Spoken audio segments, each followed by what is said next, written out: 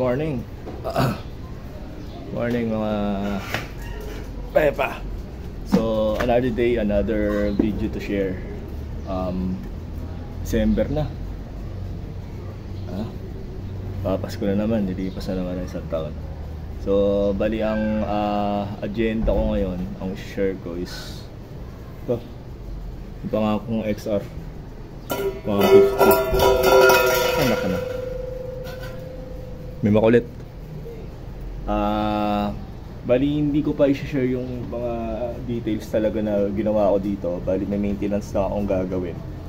Wala kasi ako nakikita na ito sa YouTube or video kung paano kalasin yung shocks. Kasi gusto ko sana i-share ng magpapalit, kaso babaklasin ko pa lang eh. Tapos padadala ko kasi sa Mindanao. So siguro after a week or two saka ako pa marireceive para ikabit ulit. So bali yun nga, gagawin ko lang.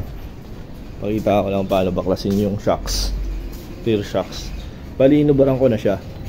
4 na tornilyo lang naman to. G's 10mm para sa fairings kabila, tapos 10mm din para sa upuan o hila. Yan, medyo masalimuot lang, dumi. Kaya bala ko bago ibalik, takpan ko lang itong mga butas kung saan pumapasok yung dumi. Okay lang naman yan eh, kasi kahit na gamitin ko yung airbox, hindi naman kailangan may hangin eh. Kailangan lang talaga humigop. Hindi ko na rin kasi ginagamit kasi nyo may bahay ng ibon. Kasi naka open carb. Taasan na naman kilay ng mga dyan, mga feeling magaling. Pero masaka naman talaga yan. Pero performance kasi ang habol ko. So ito ang tools na kailangan. Impact wrench. Kaysa magmano-mano, madali lang naman kalasin to. Ito lang, tornilyo dito tsaka dito. Tapos salamat Shopee kasi wala nga center stand ng mga enduro type. Bumili ako lang jack stand. So ayun, baklasan muna. Sandali. Tatry ko rin palang isabay na magpalit ng wala rin ako nakikita sa YouTube nito o sa ibang mga platform kung paano magkalas ng papalit kasi ako ng fender eliminator, yung maninis na isang diretsong ganyan. Meron ako nakikita sa US na mga naka-XR, kaso iba yung design ng nila ng rear. Tinagawa nila, kinakat nila to. Pero hindi ganito yung itsura nung fender nila. Iba yung mga latest model kasi yung 2023, 24. Parehas ng harapan, pero pagdating sa likod iba. Kaya pagka kinat nila to, medyo mas malinis pa rin tignan. Pero ito, may nabili akong fender eliminator. Subukan ko ikabit. Kasi kalaban ko dito yung mga electricals. Hindi ko nakita. Yan. Ito yung mga wirings. Yan. So susubukan ko magagawa ko ngayon. So try na natin.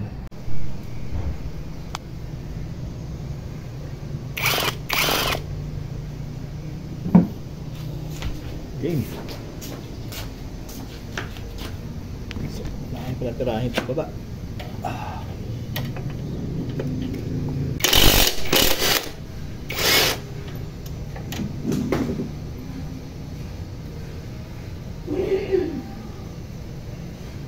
One down.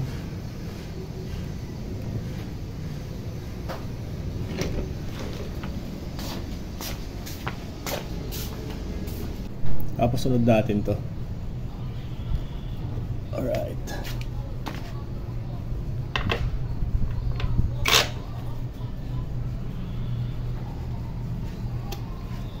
Ito pala sukat. Yung sa baba 17. Tapos dito sa itaas langanin. 14 lang yata to. 14 nga.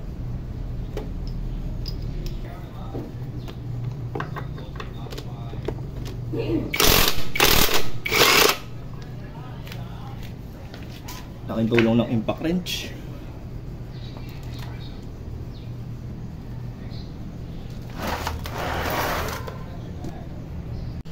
So ayan, baklasan tayo.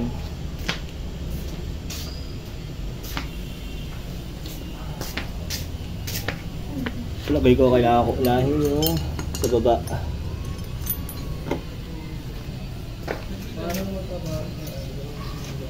Opya. Ito, improvise ko lang itong ano.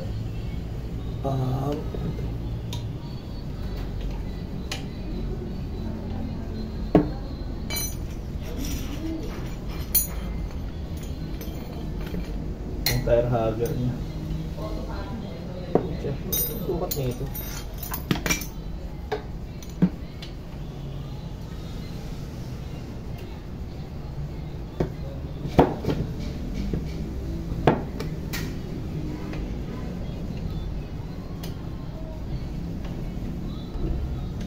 Bali, itong shocks na gamit ko, hindi pala ito pang XR, pang XTC 125 lang yung mas mataas kasi ito. Ayoko kasi mag-lifter kasi mono shock eh. Tapos lifteran parang medyo delegates. Oh, yeah.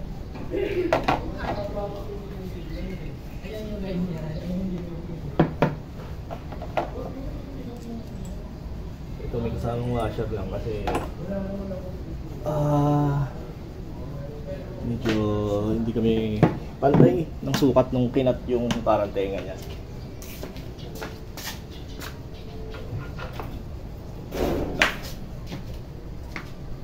Kaching!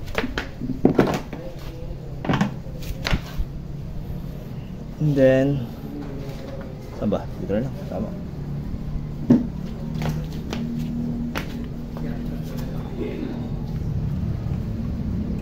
Paano ba yung nahugot to?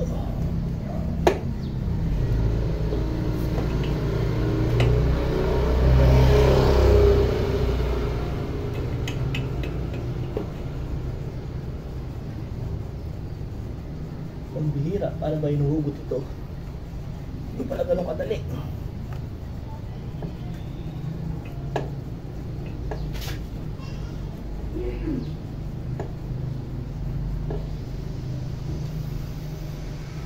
Paano siya uhugutin, papi? Tangina, ba't ganun?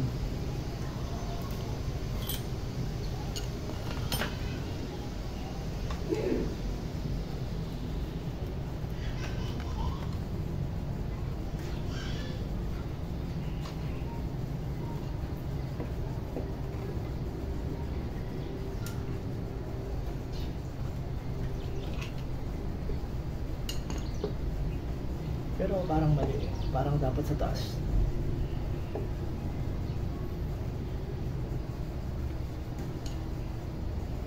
Dali ah. Challenging. Oh, yeah.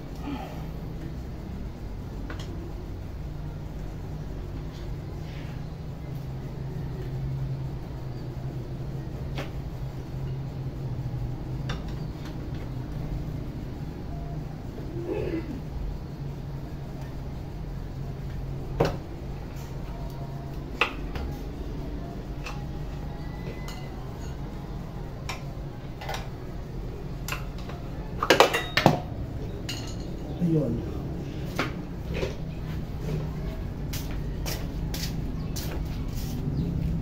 So yun, baklas. Dito kami nagbawas. Ito, taas. So, yung bushing, okay pa naman. Rubber bushing. Parehas. Problema kasi nito, nagtagas na. Ayun o. Kaya pa-rebuild ko kay Richie o Richard basta taga Mindanao. Send ko siya through JRS. Tapos siguro 1 week bago padala uli dito. Sana mga 1 week lang. Kasi Ganyan lang yung motor dito eh. Iiwan ko lang na ganyan. So yun, ganoon lang kadali magbaklas ng ano, ng shocks ng XR150. Ang bigat pala nitong hayop na to. Mga 2 kilo to. Oh, kasi higit 1 kilo. Bigat. Pwedeng ano eh, pwedeng gawing barbell eh. Oh. Dumbbell pala, dumbbell. So yun, ganun lang. Alright. Okay, yan, baklas na yung shocks. Salamat sa impact wrench. Next challenge naman tayo, tong ano. Pero paano kakalasin to? Putang ina, wala kasing ano. Ay sorry. Hindi ko alam paano kakalasin to, wala kasing pagkuhanan ng source. Pero kasi ito yung nabili ko sa online. Oh, yeah. Ito. Itong fender eliminator. So ito siya, pag nilagay sanang malinis na. Kaso ang problema, the problem is a problem. Plug and play lang naman daw to. Ang problema ko yung wirings. Okay na, bubo ko sa kulay, color blind. O mamaya pag signal ko lang kaliwa, yung kanan ang umilaw. Teka, pag-aralan ko muna. Yun, so after 10 years, pucha, baklas pala lahat. Hindi ko na na-videoan kasi naging focus ako sa pagkalas. Pero tuturo ko na lang kung ano yung mga kinalas ko. Ito, as in buong likod kalas, lahat ng tornilyo. Yung tornilyo dito sa ibabaw, yung patungan ng mga gamit. Gamit mga papel. Basta may parang patungan dito. Ito siya. Yan. Yan. Ito yan. Dalawa. Ito, nagkaroon pa ako ng problema dito kasi nasira yung saan ba yun? Ito. Dito kasi nakaduktong yun. Ito. Umiikot. Ayaw ko montra. Tapos nung nabaklas ko yan, hindi ko pa rin siya matanggal. Yung pala, kailangan tanggalin pati itong carrier. Yan, 4. Tapos nung nabaklas ko na yan, naangat ko na to. Ito hindi ko pa mahugot. May 4 na tornilyo pa dito. 4 nga ba to? Yun, 2, 4. Dito, yung 2, yung 2 yun. Ito, maliit. Yung nakakabit dito sa tail light. Tapos itong 2, ito yung nakakabit dito na nag-iipit para dun. Yun, bali yun. Tsaka nagtanong ako dun sa may seller. Tinanong ko kung may tutorial ba siya paano ikabit to, baklasin yun. Puta, ang sagot sa akin, pagawa ko na lang daw sa shop. Puking inang yan, di ba? Gago.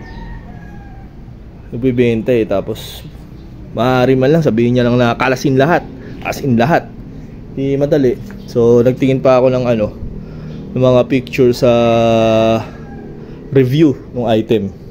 Buti may nakapag-post ng nakabaklas lahat. Kaya ayun, naisipan kong baklasin lahat. So ayan. Ngayon, kakabit ko na lang siya. Ang problema ko kasi dito, itong mga wirings, electricals, nabaklas ko yung sa may plate light. Kaso nakakalimutan ko lagyan ng palatandaan ko ano yung positive negative ba yan. Wala ako alam sa wirings kasi, aminado. So yan siya. Yan. Maya ayoko na mag-video habang kinakabit kasi kinakapa ko lang siya. Haba ng haba yung clip. So pag nakakabit ko na lang yun, pakita ko and then explain ko na lang kung ano yung mga tornilyo sa ko linagay. Tulad nung ginawa ko ngayon na pagbaklas dito, hindi ko naman binidyoan pero na-explain ko na lang kung paano kalasin.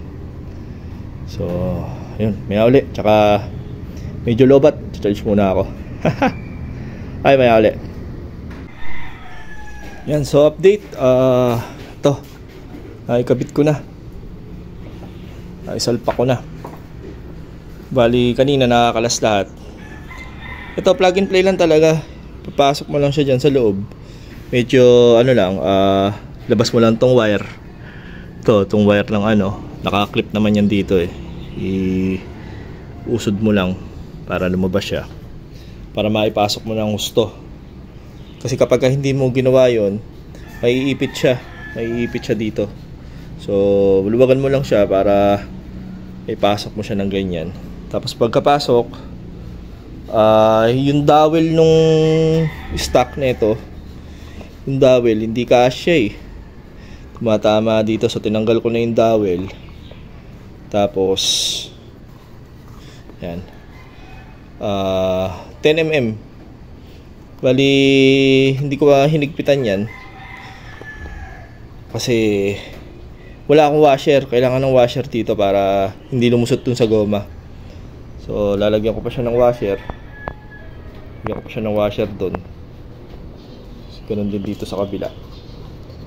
Tapos pagkatapos nun, ito, itong cover, ito, plug and play, simpak. Yan. Tapos tornilyo lang. Yun na. Yun. Bali, ito wala na yatang silbi to. Itong dalawan to, wala na atang silbi to. Hindi ko sure, malalaman ko pa mamaya. Basta ito kasi lock na ito, may dowel to dito. Ito yan. Hindi ako nagkakamali Ay hindi, ayun. May dowel yan dito. Tapos ito, sama to sa lock ng ng bracket. Yan. Ito 4, 1, 2, 3, 4. Pagka nailapat na yan, pak. Yan na yan. Salpak na. Yan na siya. Malinis siya sa tignan. Wala na yung nakalaylay dito. Pipe na lang ang kulang. Ayos na. So yan siya. Diba? Tapos ito, naman to, allen lang naman to. Ilipat ko lang yung plate number dito. Tsaka may isa pa pala akong problema. Papawiring ko pa to. Tsaka hindi ko muna tinanggal kasi to. Para may signal light ako. Ito yung pinaka signal light niya na ngayon. Bobo ko sa wiring. Kaya iniwan ko muna to, hindi ko muna inalis. Pagka na-wiringan, para yung tail light tsaka signal light, saka ako tatanggalin to para mas malinis. Kasi yan mukhang shark. Mukhang hammerhead shark. Yan. So yun, hindi siya actual tutorial kasi hindi ko naman na-videoan kung paano ko kalasin at baklasin. Pero at least somehow na-explain ko. Sana na-explain ko ng maayos kung paano kabit tong fender eliminator. Yan. Ito siya. So ako na talaga gagawa ng review to pagka tapos ko na. Kasi palitan ko pa ito ng headlight, fender. Tapos ito papalitan ko uli nito kasi nagsag na nagtagas na ng oil seal. Carb 26mm open carb. Wala namang problema yan kahit naulan o baha. Sinasubukan ko na yan. Kaya lang may takpin ngayon kasi nakaparada dito yung alikabok para hindi pumasok.